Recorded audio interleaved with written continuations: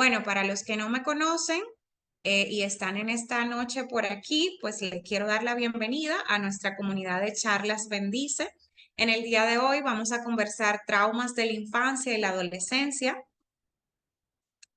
pero antes de queremos presentar un poco lo que hacemos, qué es Bendice. Tal vez muchos están aquí pues y no conocen qué hacemos en este lugar o donde estamos ubicados. Así que antes de iniciar yo quiero agradecer a Dios y presentar este tiempo y ponerlo en sus manos para que sea Él que nos esté dando la gracia, la sabiduría y que los esté guardando y cubriendo también a cada uno de ustedes. En Juan 3:16 dice, porque de tal manera amó Dios al mundo que ha dado a su Hijo unigénito para que todo aquel que en él cree no se pierda, mas tenga vida eterna.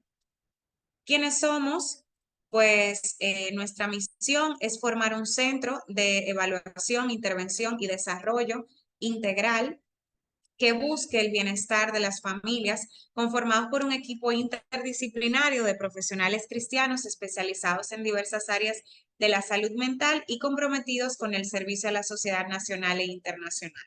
Nuestra visión es extender nuestros servicios a nivel nacional e internacional, procurando ser reconocidos como un centro basado en valores cristianos que aborda necesidades sociales desde un enfoque en derechos humanos y brindando asistencia e intervención psicológica a las familias en las distintas etapas de su ciclo vital, comprometidos con la formación de profesionales en el área de la salud mental. Nuestros valores son temor de Dios, empatía, responsabilidad, integridad y compromiso. Y algunos de los servicios que ofrecemos en nuestro centro son terapia infanto-juvenil, terapia geriátrica, terapia familiar y de pareja, individual y grupal, terapia forense y jurídica, psiquiatría, evaluaciones, entrenamiento en crianza parental, charlas, talleres, capacitaciones a empresas y centros educativos. Brindamos igual asesorías e intervenciones en duelo, abuso sexual, violencia intrafamiliar, explotación sexual y traumas complejos. Permítanme que se repite. Y pues estamos ubicados en la avenida privada eh, número 72 en el tercer nivel. Y ahí está nuestro número de contacto, que quien desee pues comunicarse con nosotros, pues estamos a su orden. Pues sin más, me presento, soy Jennifer. Yo soy psicóloga, especialista en intervención en crisis, trauma y duelo. Y en esta noche, pues les traigo el tema de traumas en la infancia y en la adolescencia. Y quiero y he decidido pues comenzar con esto, que me gusta mucho esta reflexión que les voy a compartir ahora. Permítanme que la voy a poner por aquí. Un segundito. Vamos a cerrar aquí. Esto es un fragmento que me ha llamado mucho la atención y que quiero en esta noche pues compartirlo con ustedes. Y se llama El cuerpo grita lo que la boca calla. Entonces, bueno, aquí dice, la enfermedad es un conflicto entre la personalidad y el alma. Muchas veces el resfriado chorrea cuando el cuerpo no llora. El dolor de garganta tapona cuando no es posible comunicar las aflicciones. El estómago arde cuando la rabia no consigue salir. La diabetes invade cuando la soledad duele. El cuerpo engorda cuando la insatisfacción aprieta. El dolor de cabeza deprime cuando las dudas aumentan. El corazón afloja cuando el sentido de la vida parece terminar. La alergia aparece cuando el perfeccionismo está intolerable. Las uñas se quiebran cuando las defensas están amenazadas. El pecho aprieta cuando el orgullo esclaviza. La presión sube cuando el miedo aprieta. La neurosis paraliza cuando el niño interior tiraniza. La fiebre calienta cuando las defensas explotan las barreras de la inmunidad. Las rodillas duelen cuando tu orgullo no se doblega. El cáncer mata cuando te cansas de vivir. Y tus dolores callados, ¿cómo hablan en tu cuerpo? La enfermedad te avisa que revises el camino. Y quería comenzar con esta reflexión en el día de hoy, hablando sobre este tema de traumas en la niñez y en la infancia, porque muchas veces pensamos que los traumas únicamente se traducen porque dejó de hablar, pues ya no se está comunicando, se le dificulta socializar con sus amigos o vivió un trauma en la infancia y eso le ha afectado en sus interacciones personales, en la forma en cómo se vincula con los demás o se vincula consigo mismo o con su sentido de valía. Muchas veces los niños o los adolescentes que han vivido experiencia de trauma muchas veces se escudan en mecanismos de defensas y puede pasar desapercibido o nosotros como padres, tal vez aquí hayan padres, hayan psicólogos, hayan profesionales de diversas áreas, maestros tal vez, y vemos muchos de estos síntomas. Pero hay algo que muchas veces, y esto se han realizado muchos estudios sobre la epigenética, ¿sí? Sobre estudios donde vinculan las enfermedades también con situaciones no resueltas, con experiencias de trauma. Hubo un estudio que fue muy impactante que se llama Estudio sobre las experiencias adversas, que arrojó informaciones sumamente importantes y relevantes sobre lo que es el trauma. Y expresa este estudio que el trauma, cuando se vive traumas complejos, es decir, que se viven traumas de manera prolongada en el tiempo o se viven varias experiencias de trauma en el transcurso de la vida de un niño o de un adolescente, ese niño o ese adolescente tiene mayor probabilidad, no quiere decir que esto siempre va a ser así, pero hay una mayor predisposición a que este niño pueda tener una muerte temprana. Yo no sé si ustedes han visto adolescentes de repente que, que mueren porque tuvieron algún conflicto con un amigo y le ultimaron y lo apuñalaron. De repente los amigos hicieron algún tipo de acto de vandalismo o él mismo se expuso, tuvo un accidente automovilístico porque estaba haciendo competencias con sus amigos o en mi caso, pues yo he trabajado alrededor de 7 años con víctimas de explotación y trata de personas y trabajando este tema del trauma, lo que he podido ver es cómo muchas veces estos efectos en la familia tienen un impacto significativo, pero también un impacto en la misma persona que lo vive. Cuando estuve trabajando con víctimas de explotación sexual, me di cuenta que había momentos donde ellas mismas no se sentían a gusto con su cuerpo, sentían que su cuerpo había perdido el valor, sentían que habían perdido esa capacidad de poder como sentirse en cierta medida como acuerpadas, ¿verdad? Como valoradas, como se sentían ya sucias, se sentían que habían sido utilizadas. Y muchos de los conceptos a nivel psíquico, a nivel de sus pensamientos, a nivel de esas estructuras y marcos mentales que se crean cuando un niño o un adolescente ha vivido una experiencia de trauma era, bueno, realmente ya a mí me abusaron, mi cuerpo no tiene valor, así que yo me voy a exponer a situaciones de riesgo. Yo me voy a exponer a situaciones donde pues yo dejo que ser explotada sexualmente por otro o cuando ya llegan a la vida adulta se introducen en actividades, por ejemplo, de prostitución, eh, de parejas con niveles de riesgos muy significativos. Muchas veces se ve un tema de codependencia donde esta persona no sabe cómo poner límites, no sabe cómo identificar que está siendo maltratado. Y mucho de esto se debe a que esa concepción que el niño desarrolla o que el adolescente desarrolla, en el que su mente le dice, bueno, mis papás eran mi figura de protección, ellos eran lo que debían de cuidar de mí, pero ¿saben qué? No cuidaron de mí. Y esto se ve mucho en casos de niños que son abusados sexualmente por un familiar cercano, por sus padres, por sus progenitores, por ejemplo. Y eso hace que su cosmovisión, su sentido de la vida, su capacidad de poder percibir las cosas se distorsione. Ahora ya yo no veo el mundo como un lugar amigable. Ahora yo comienzo a ver el mundo como un lugar peligroso. Ahora yo veo a las personas como personas que pueden hacerme daño. De repente comienzo a ver al otro basado en la creencia que yo tengo. De repente yo comienzo a identificar y a no tener esa capacidad de saber cuando estoy en una situación de riesgo y cuando no.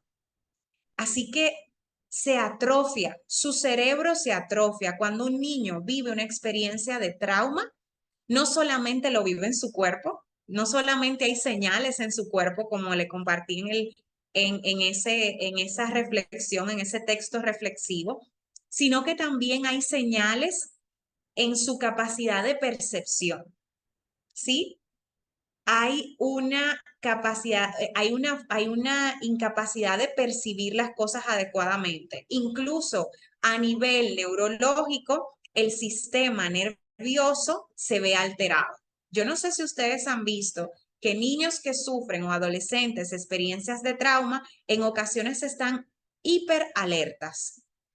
Tú les hablas o de repente tú llegas sin avisarle y es como, ay, pero ¿por qué no me dijiste? Están en un estado de hiperalerta, de hipervigilancia. Y esto lo hace el cuerpo porque nuestro cuerpo tiene la capacidad de mantenernos a salvo. Esa es su función. La función de nuestro cerebro es enviar comando a nuestro cuerpo que le diga, mira, estás en una situación de peligro, tienes que huir. Pero ¿qué pasa con esto? Bueno, yo les voy a mostrar ahora un pequeño videíto que les quiero compartir para que ustedes vean cómo el sistema nervioso central de una persona que ha sufrido una experiencia de trauma se ve alterado y poder volver a, a hacer esa reestructuración cognitiva en este cerebro, a rehabilitar ese cerebro, porque hay que hacer una rehabilitación. Es como que si este cerebro sufrió tanto impacto y el cuerpo por esa experiencia traumática que vivió y necesita ser rehabilitado.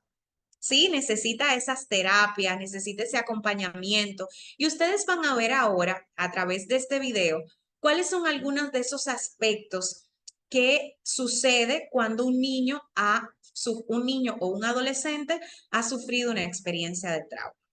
Permítame unos minutitos para poder compartirle el video.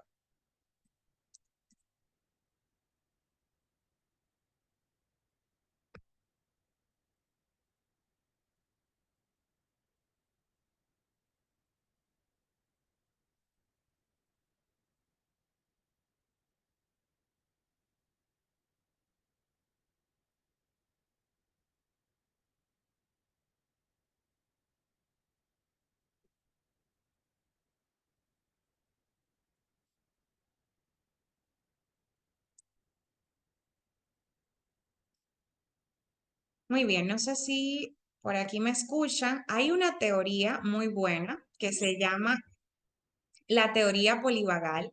Y esta teoría en psicología ha dado aportes muy significativos donde expresa que hay formas y hay maneras y han surgido muchos modelos terapéuticos, incluso la terapia MDR. Nosotros como psicólogos también trabajamos con terapia cognitiva focalizada en trauma.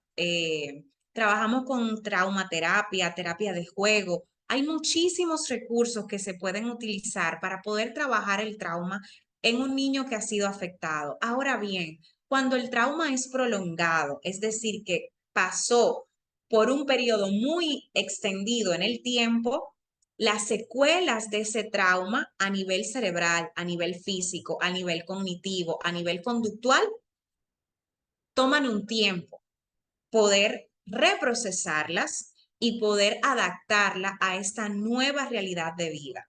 Yo tengo como niño, como adolescente, que hacer tener esa capacidad de comenzar a reprocesar esas experiencias traumáticas, redefinir esa historia. Las terapias narrativas son muy buenas porque ayudan a que el niño que ha sufrido una experiencia de trauma pueda redefinir su historia. Lo que pasó no lo podemos cambiar, fue doloroso, fue una experiencia muy difícil posiblemente de poder manejar.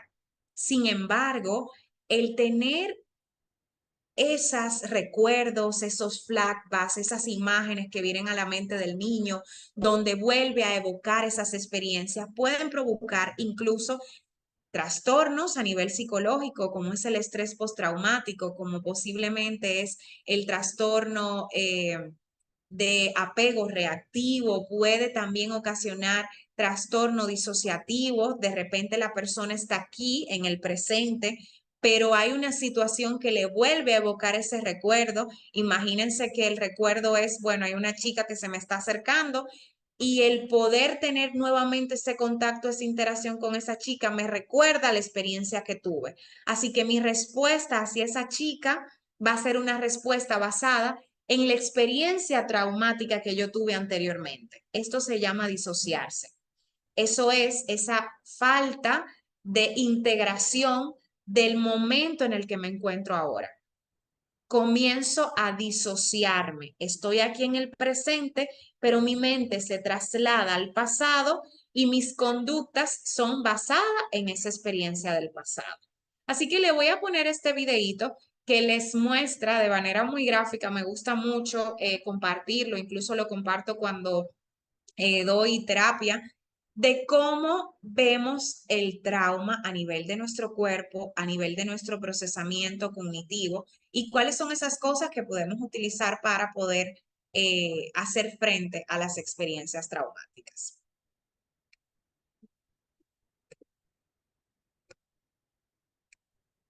Permítame un momentito.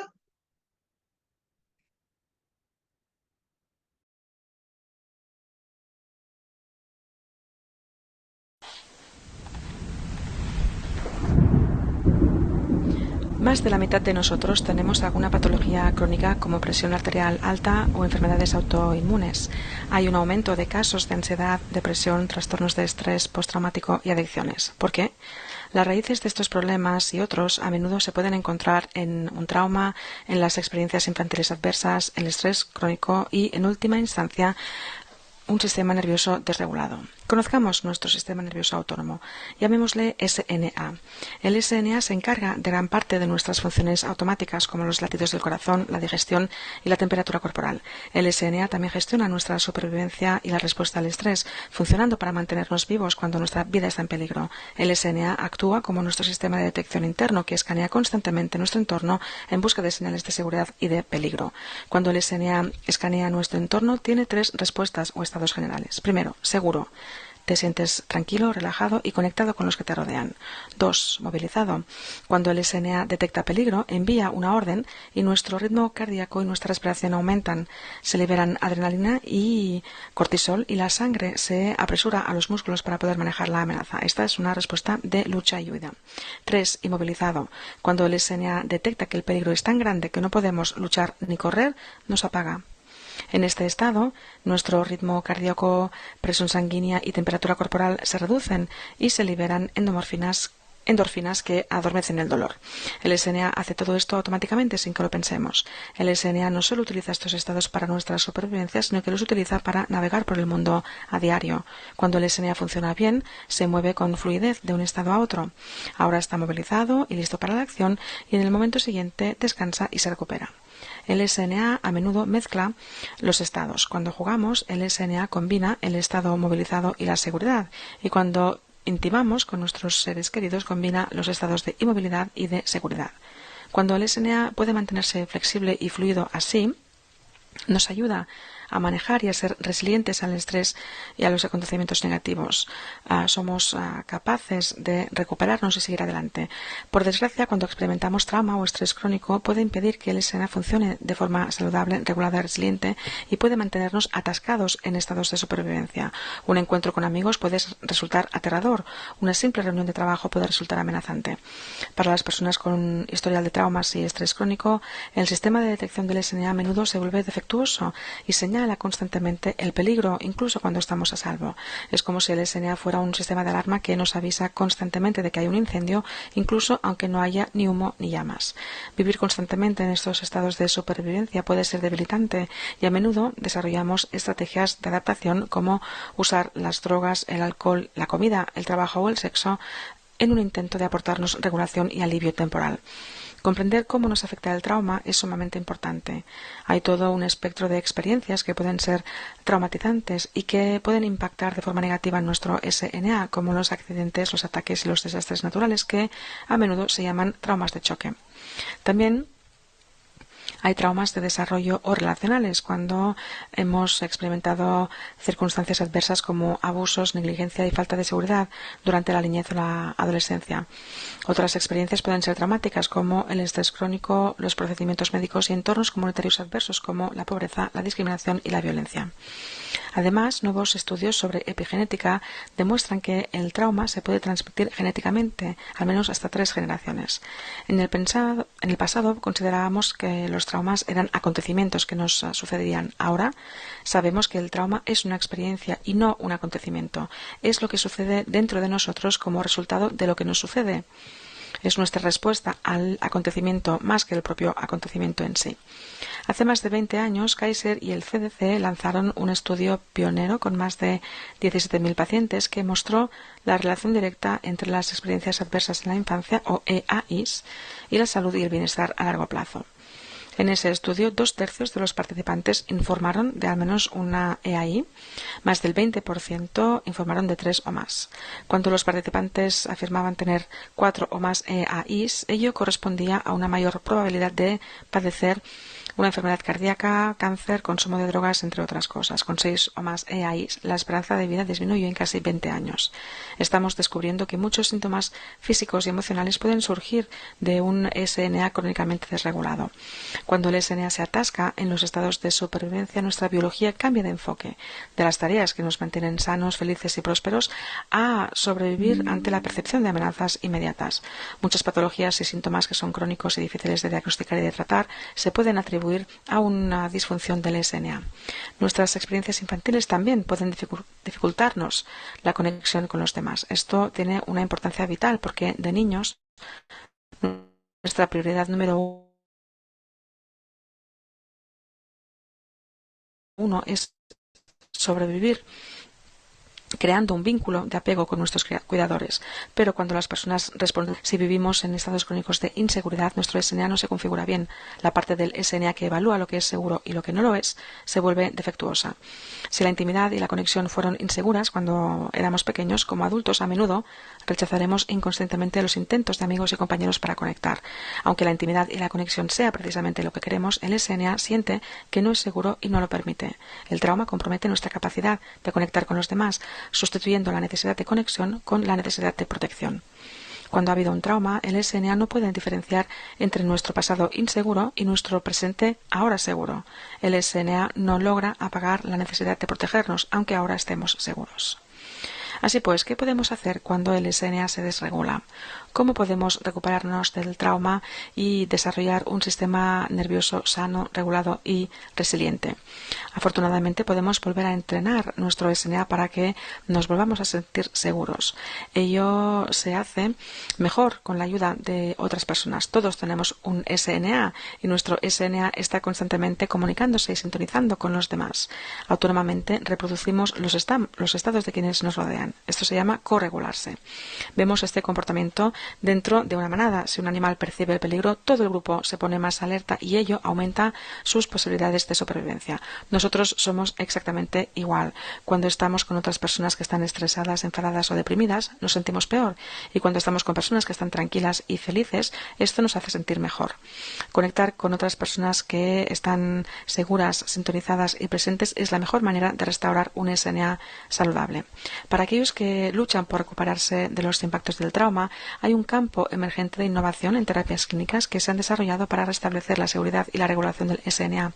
También estamos descubriendo que muchas de las actividades que intuitivamente sabemos que nos hacen sentir mejor, como pasar tiempo en la naturaleza, practicar yoga, bailar, ayudar a los demás, entre otras cosas, puede ayudar a que el SNA se regule mejor y sea más resiliente. Curar los traumas y liberarnos del bloqueo en los estados de supervivencia se produce cuando el SNA se regula, aumenta su capacidad de resiliencia y recupera su flexibilidad. No se trata de estar tranquilos siempre o movilizados siempre, sino que se trata de tener un sistema nervioso flexible y resiliente que pueda evaluar con precisión la seguridad y el peligro y responder adecuadamente. Somos realmente resilientes cuando podemos pasar con fluidez de un estado a otro. Para las personas que viven los impactos del trauma y del estrés crónico, desatascarse es como empezar una nueva vida. Para el resto de nosotros, comprender cómo el estado de nuestro sistema nervioso guía nuestro comportamiento puede ayudarnos a ser unos seres humanos más felices, más sanos y más empáticos. Colectivamente, sufrimos una epidemia de problemas sociales que tienen sus raíces en el trauma. Si podemos trabajar para sanar los traumas del pasado y así poder tener sistemas nerviosos regulados a nivel individual, familiar y comunitario, entonces podremos acabar con los ciclos que siguen reforzando nuestros mayores desafíos y crear un mundo más seguro, vibrante y conectado.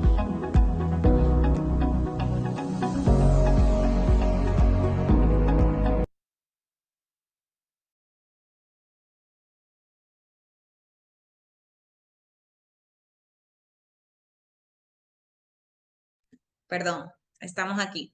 Pues quise compartirle un poco de este video porque entiendo que recoge aspectos de lo que de lo que le he estado mencionando y como pudieron ver, aquí tenemos varios elementos. Cuando una persona ha vivido una experiencia de trauma, permítame que le hago. El video se llama El trauma y el sistema nervioso. Yo les puedo pegar el link por aquí, así también ustedes lo pueden tener. Denme solo un momentito. Lo copio y se los pego.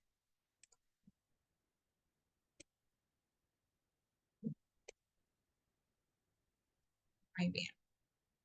Listo. Ahí se lo envié.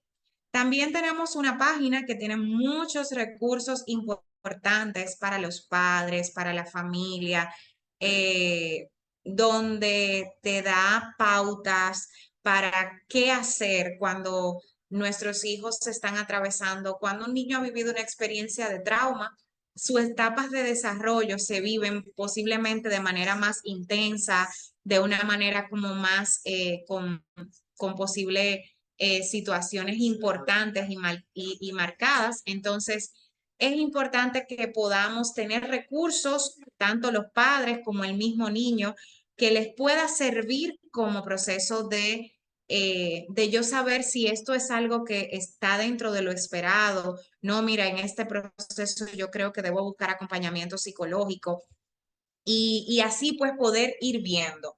¿Qué pasa cuando nuestros hijos han sufrido una experiencia de trauma y posiblemente no lo han compartido?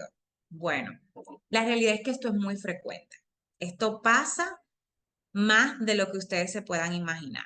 Pasa mucho. Yo tengo un centro de psicología que se lo presenté, pues soy la directora y fundadora de ese lugar y trabajo con un equipo extraordinario de profesionales ahí conmigo y vemos en nuestra práctica diaria cómo muchos niños no hablan cuando han vivido una experiencia de trauma.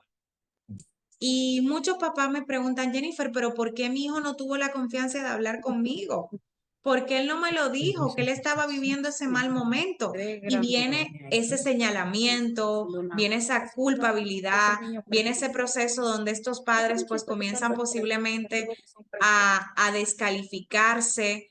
Y eso hace en cierta medida que los papás comiencen a culparse o que este mismo, perdón, este mismo proceso lo, no lo manejen de la manera más apropiada, ¿sí? ¿Qué no deberíamos hacer cuando nuestro hijo ha vivido una experiencia de trauma y nos compartió esa situación? Pues resulta que mi hijo me dijo que su papá le había tocado. Resulta que mi hijo me dijo que ese amiguito lo había puesto a hacer cosas que no le agradaron. Yo vi un video y me gustó mucho donde la persona decía, papi, mami, aprendan a actuar. De verdad que mantener la calma cuando nuestros hijos nos están compartiendo una información difícil cuesta. Sí, como que, sí, mi hijo. ¿Qué? No, pero yo no puedo creer. ¿Qué fue lo que tú me estás diciendo?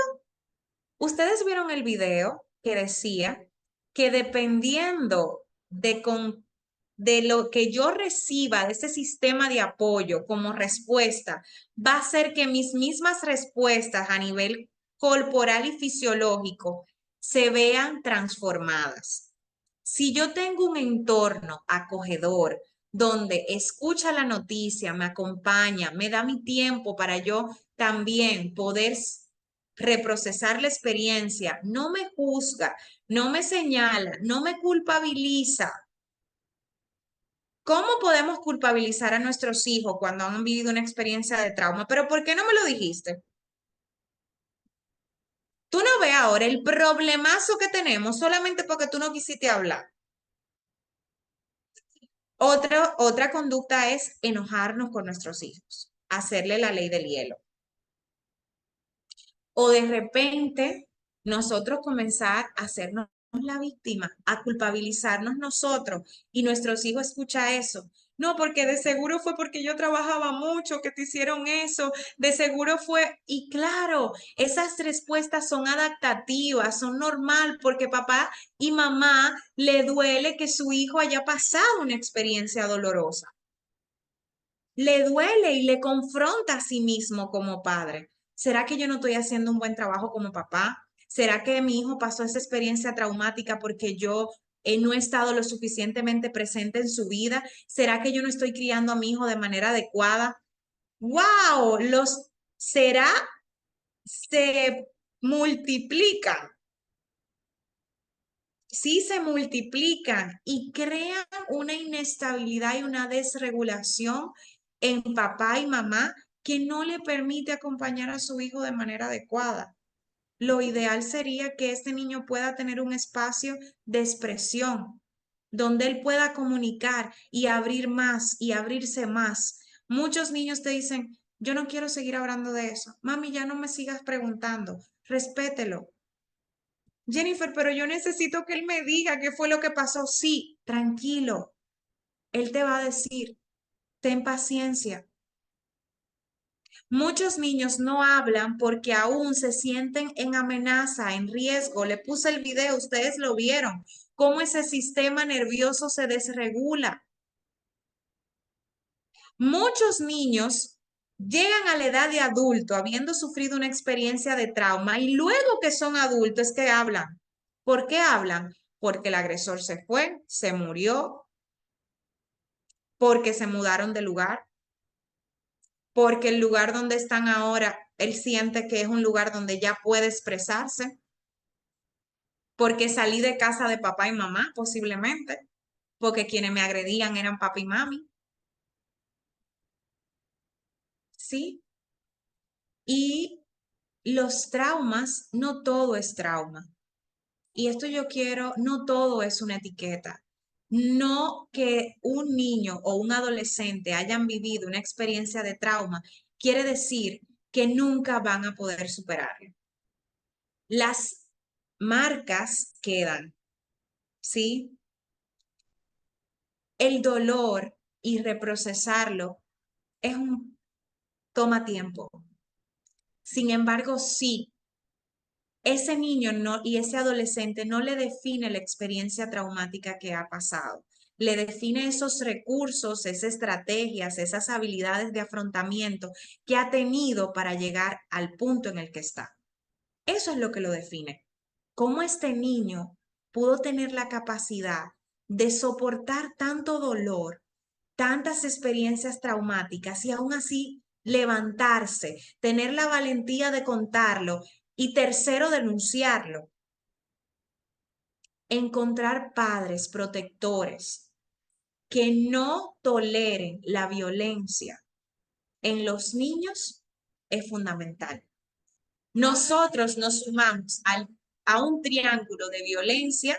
Si nuestro hijo vivió abuso, por ejemplo, sexual por parte de alguien, nosotros somos parte de ese triángulo de abuso cuando nosotros no buscamos soluciones para lo que nuestro hijo nos ha contado. Y muchas veces el trauma no necesariamente se genera, ¿sí? Porque esto tiene mucho que ver con la forma en cómo este niño internalizó esa experiencia.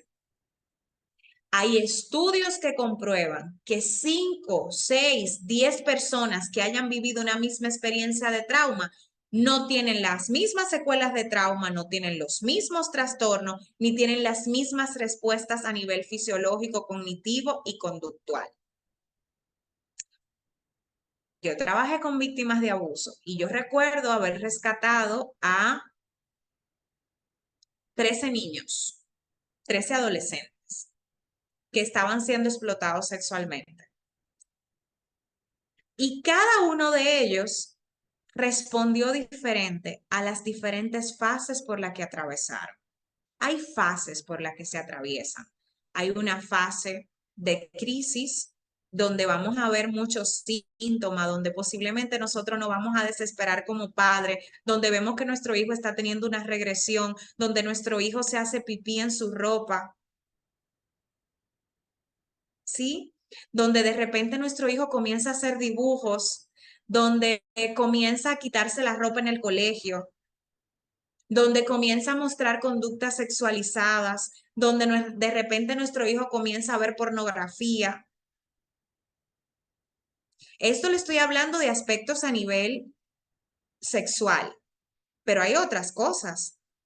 Niños que son víctimas de feminicidio, por ejemplo, niños que vieron a sus papás que son huérfanos por feminicidio, niños que vieron a sus papás matarse enfrente de ellos, la violencia intrafamiliar. Esos son experiencias de trauma, ¿sí? Y hay muchísimas otras. Por ejemplo, algo que puede ser un detonante para un niño pudiera ser el fallecimiento de su padre y eso puede traducirse como algo que le marcó. Y muchas veces los traumas se producen por la forma en cómo se afrontan las experiencias, con la respuesta que tiene el entorno en el que yo me encuentro. Si mi entorno no es un entorno favorecedor de los procesos que yo vivo, mi mismo entorno es el que puede hacer que esta experiencia, en vez de vivirla de esta manera, que sí que me causa dolor, que sí que fue impactante para mí, yo puedo vivirla con un entorno que favorece y un entorno que desfavorece de manera totalmente diferente. Así que papi y mami, no todo es trauma, psicólogos, no todo es trauma, educadores, no todo es trauma, y muchas veces nosotros tenemos una responsabilidad muy grande en la forma en cómo respondemos frente a las experiencias adversas que atraviesan las personas que están a nuestro alrededor. Yo recuerdo haber recibido una familia donde dos niños comenzaron a explorar ese proceso de exploración, de tocarse, de hago tal cosa, y no saber manejar una experiencia así puede incluso impactar a los niños. Y esto de ser no le quiero llamar juego porque esto no es un juego, pero este proceso de exploración que tiene que ponérsele límites porque el no ponerle puede hacer que pasen a conductas de riesgo. ¿Sí? El no poder trabajar con estos niños puede llevarlo a que ellos puedan interpretar que estas conductas son tolerables. ¿sí? Y tener una tolerancia a que otros niños puedan hacer estas cosas con ellos. Sí hay que ponerle límites, hay que hablarlo, hay que trabajarlo, pero no tenemos por qué etiquetarlo, satanizarlo. No, porque que ese muchachito, no, yo lo vi desde chiquito. Yo vi que ese niño de verdad tenía problemas. Mira lo que le hizo a la niña. Recuérdense que usted está trabajando con dos niños y que esos dos niños hay que cuidarlos. Eso es cuando son estos casos. Entonces, vemos que el trauma va calando, ¿sí? Pero lo más importante es la prevención. Lo más importante es que nosotros como profesionales podamos acudir a tiempo y dar respuestas oportunas cuando estas situaciones pasan. Y si nuestro hijo nos comentó lo que estaba sucediendo, posiblemente en un momento que nosotros no lo estábamos esperando, nosotros tenemos que, hay cosas que no pasan con la manera que nosotros deseamos. Y tenemos que asumir esa responsabilidad y compromiso de, bueno, de verdad, mira, yo no sé cómo lidiar con esto, de verdad esto me ha impactado. Mi amor, te quiero escuchar, pero esto que tú me has contado para mí ha sido muy significativo, me cuesta también poder asimilarlo. El que usted pueda ser empático con su hijo, el que usted incluso pueda mostrarle a su hijo que esa situación le dolió, le impactó, eso es fundamental. Entonces, quiero ahora abrir un espacio para escuchar sus dudas, preguntas, aportes, recomendaciones. Veo que por aquí me ponen, Dios bendiga, muchas gracias por la labor en la, gracias. Gracias, Yaniris. Un placer. Qué bueno que estás por aquí. Así que quiero abrir este espacio para poder escuchar sus inquietudes, para saber si tienen alguna pregunta, algo que ustedes entiendan que yo puedo pues aportarle. No les digo que voy a tener respuesta a todas sus preguntas, pero yo espero pues dentro de la medida de mis posibilidades pues poder responderle a sus inquietudes. Así que quiero abrir este espacio para saber si tienen alguna duda, alguna pregunta, algo que tal vez no quedó totalmente claro y que quisieran que yo pueda pues contestarle. Pueden escribir por el chat y también pues pueden levantar su mano. Esto lo hacen en donde dice reacción. Tienen como una manito ahí levantada. Jenis, adelante. Buenas noches, doctora. Dios le bendiga. Bueno, mi pregunta es la siguiente. Resulta que yo quiero saber si una persona tuvo un trauma desde pequeño y no lo trató nunca hasta sus 34 años, ¿cómo eso afecta como para uno ver las señales? Y si a esa edad lo identifica y que identifica que necesita un psicólogo, el tratamiento es adecuado, o sea, es cómo? Ay, como que me estoy como un poco nerviosa. Em, es que si el tratamiento puede ser efectivo, o sea, si lo inicia a los 35 años y el trauma de violencia intrafamiliar lo recibió desde niño. Ok, excelente pregunta, Jenny. Muchísimas gracias. Y la respuesta es sí. Sí, nosotros como profesionales del área de la salud trabajamos con personas que muchas veces sus experiencias de trauma no la contaron, tal vez en el momento en el que les pasó o no tenían ese espacio de expresión como para comunicar lo que habían vivido y luego sí, le afecta en la vida adulta, no a todos. Depende mucho de las capacidades de resiliencia, de las capacidades de afrontamiento que esa persona tenga, pero si vieron el video, lo que decía, sí afecta en sus capacidades de relacionarse, en esa capacidad también de vincularse consigo mismo y en algunos de los casos, pues puede debutar en algún tipo de trastorno en particular, ya sea un trastorno de personalidad, un trastorno del estado de ánimo, un trastorno, por ejemplo, relacionado con factores de estrés y trauma, depende. Pero el poder tratarse, no hay una edad para que una persona que ha vivido una experiencia de trauma pueda acudir a buscar acompañamiento psicológico y puede tener una buena mejoría. Claro, hay que evaluar todos los aspectos, hacer evaluaciones, saber frente a qué estamos y comenzar a trabajar con esa estrategia terapéutica y ese método o ese abordaje psicológico que pueda ser más funcional basado en las necesidades que esa persona tenga. Algo que es ahora mismo una terapia muy innovadora es la traumaterapia, que trabaja con el reprocesamiento de las experiencias que quedaron ahí sin reprocesarse y que nos siguen impactando en nuestro futuro. Entonces es una terapia muy innovadora que ha dado muy buenos resultados y se trabaja incluso con veteranos de guerra que han tenido experiencia de haber participado en esos escenarios y este tipo de terapia o tratamiento psicológico pues le es muy útil. Tengo otra manita levantada, espero que te haya podido responder. Por favor, déjame saber ya sea por el chat para saber si pude responder a tu pregunta. Tengo una manito levantada de Brenda. Hola Brenda, qué gusto que estés aquí con nosotros. Hola Jennifer. Adelante con tu pregunta. Son los mecanismos para prevenir y detectar. Jennifer, ¿cuáles serían los mecanismos para prevenir y detectar esos traumas en nuestros hijos?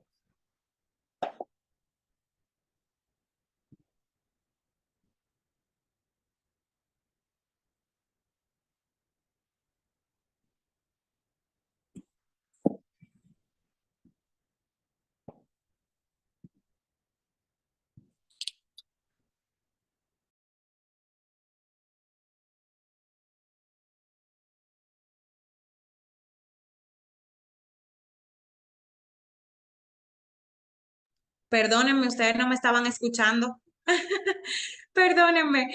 Entonces le decía que hay muchos mecanismos que pudiéramos ver. Algunos de ellos son a nivel conductual, otros a niveles emocionales, otro a nivel fisiológico, como les decía, y otro a nivel relacional. A nivel conductual vamos a ver posiblemente irritabilidad, vamos a ver cansancio, vamos a ver apatía, posiblemente veamos conductas impulsivas o agresivas. Cada niño responde de manera diferente. En los adultos, los adultos comienzan a utilizar mecanismos de defensa para poder mantenerse a salvo en frente a esas experiencias emocionales internas que están viviendo. Así que los adultos se resisten en cierta medida. En los niños es más probable poder notarlo. Vemos que nuestro niño de repente comienza a decir, no, yo no quiero ir al colegio, mami, por favor, déjame en la casa, no me lleves. No te dicen que está pasando nada. El bullying puede ser un trauma increíble que puede llevar a un niño o un adolescente a una experiencia desgarradora, como atentar contra su vida. Entonces, estas son a nivel conductual. A nivel emocional vemos un llanto frágil o vemos respuestas emocionales como muy cambiante. Ahora estoy feliz, pero de repente me pongo triste. Comienzo a tener distorsiones en mi pensamiento donde yo digo que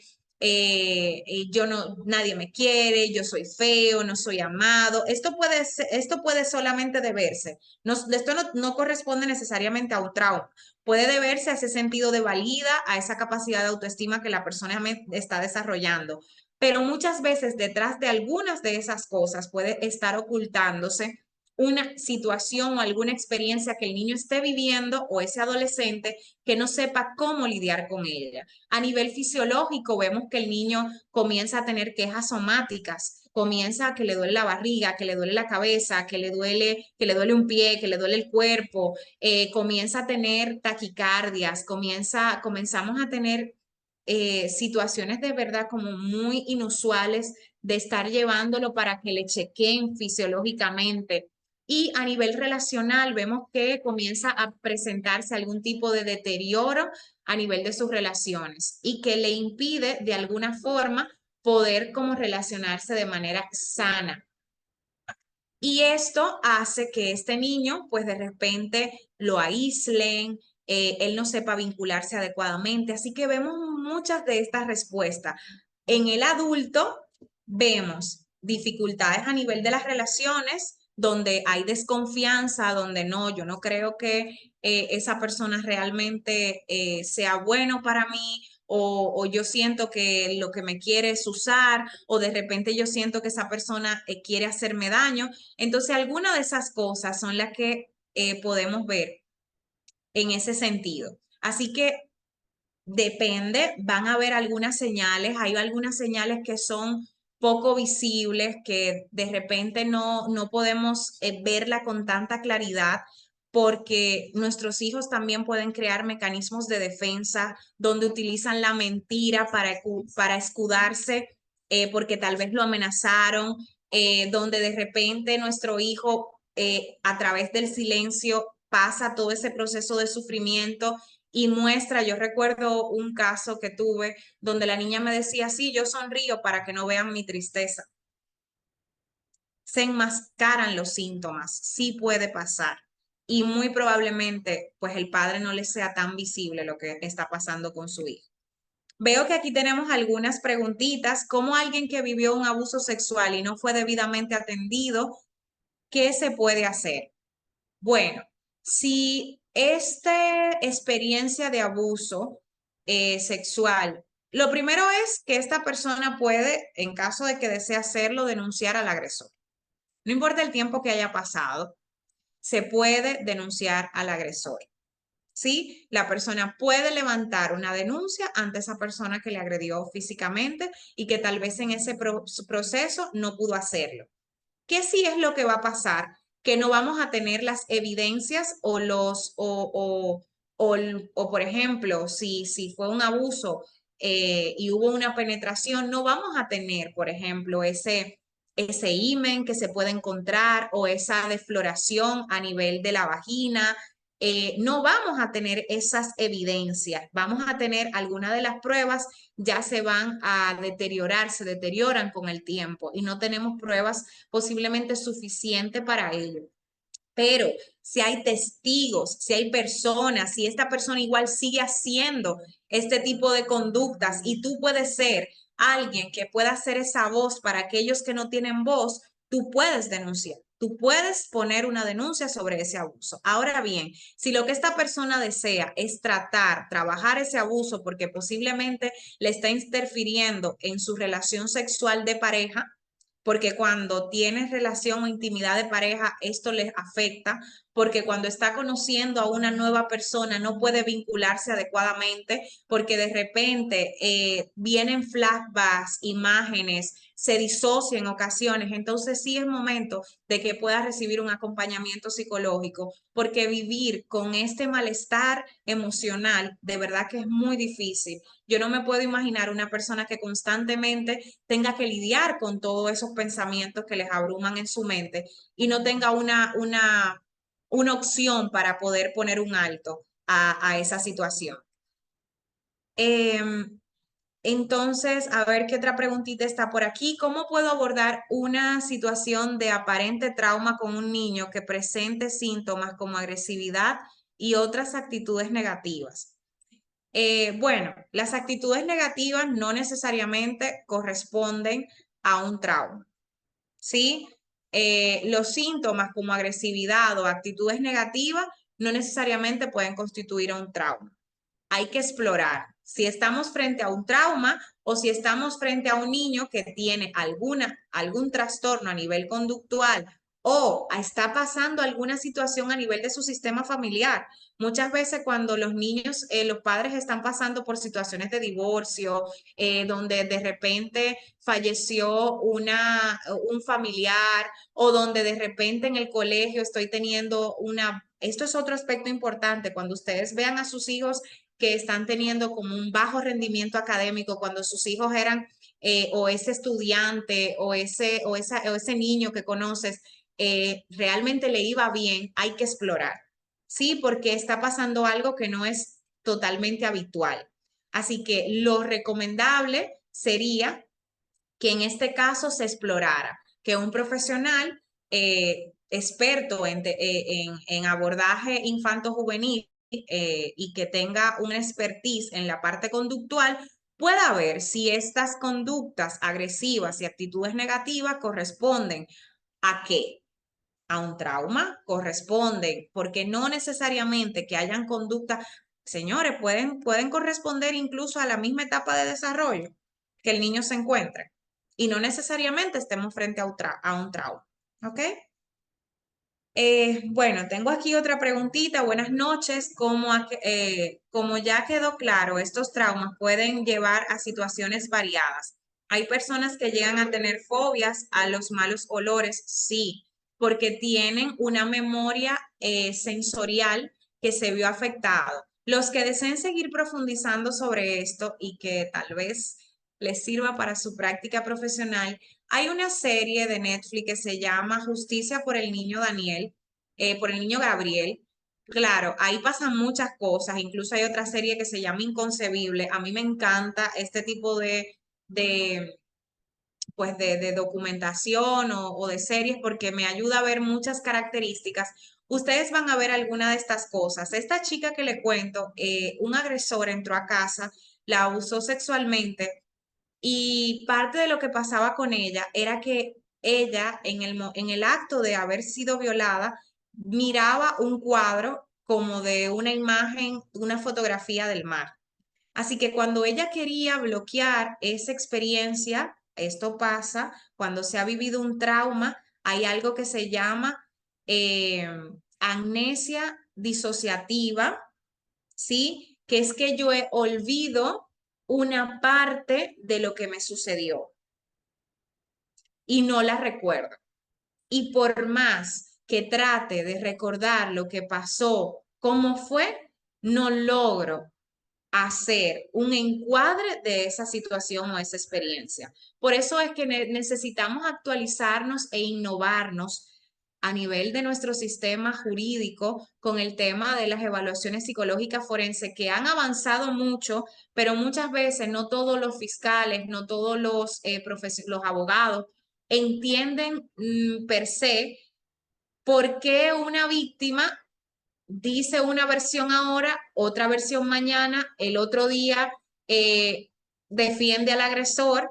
Hay muchas razones por las que esto pasa, ¿sí? Muchas. Hay síndrome de la mujer, hay un síndrome que se llama, a ver, eh, hay un síndrome de Estocolmo donde el haber pasado mucho tiempo con un agresor, claro, hay estudios que dicen, no, realmente esto es algo que no está 100% validado, comprobado, pero la realidad es que hay un sesgo a nivel de percepción y a nivel cognitivo cuando hay una vinculación muy prolongada en el tiempo con el agresor.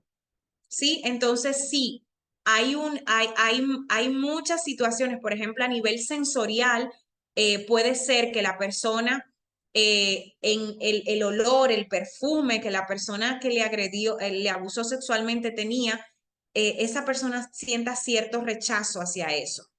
Hay detonantes, esto es lo que llamamos detonante. Por ejemplo, si esta situación pasó en una habitación oscura, muy probablemente esta persona le cueste estar expuesto a esa experiencia y tal vez duerma con una lámpara por un tiempo. No necesariamente esto tiene que ser por toda su vida, ¿sí? Pero esas secuelas de trauma se traducen en detonantes. Por ejemplo, si quien le agredió fue un adulto, yo recuerdo el acompañar a un caso donde la niña le tenía miedo a a todos los hombres, incluyendo su figura, o sea, su progenitora, su padre. Y no, su papá no le hizo absolutamente nada, pero la figura masculina representaba para ella un riesgo. Y cuando ella tenía que tener algún tipo de interacción con papá, ella prefería ponerse en la parte de atrás del carro, aunque ellos dos sean lo que fueran a salir. ¿Sí? Bueno, veo aquí que pones distorsionar situaciones, las necesidades fisiológicas y relacionarse. Evidentemente es una causa de que una persona no pueda llegar a tener una pareja. Es posible que una persona con esas fobias que ya está casi a los 40 logre resolver eso para no quedarse sin familia o sin relaciones. Sí, claro que sí.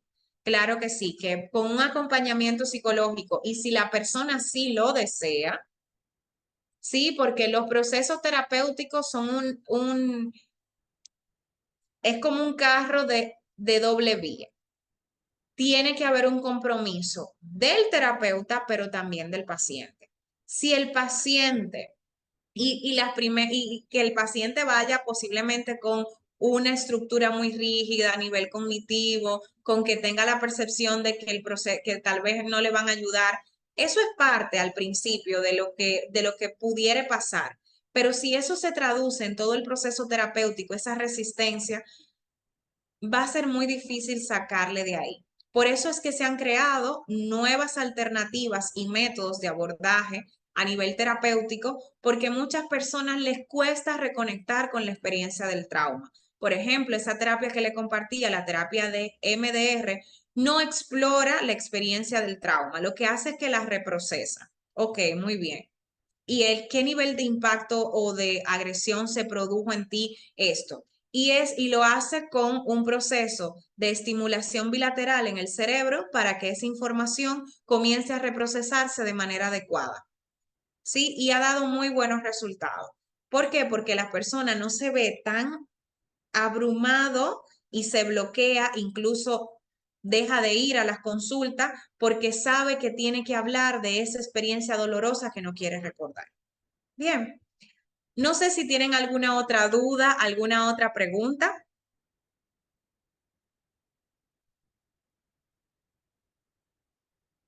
Me gustaría saber si las personas que hicieron sus preguntas, pues les pude responder, si les quedó claro, si quisieran, alguien tiene algún aporte o alguna pregunta adicional. Este es el momento, tenemos aún 3 minutitos para poder responder cualquier pregunta o inquietud. Gracias, Rosángeles.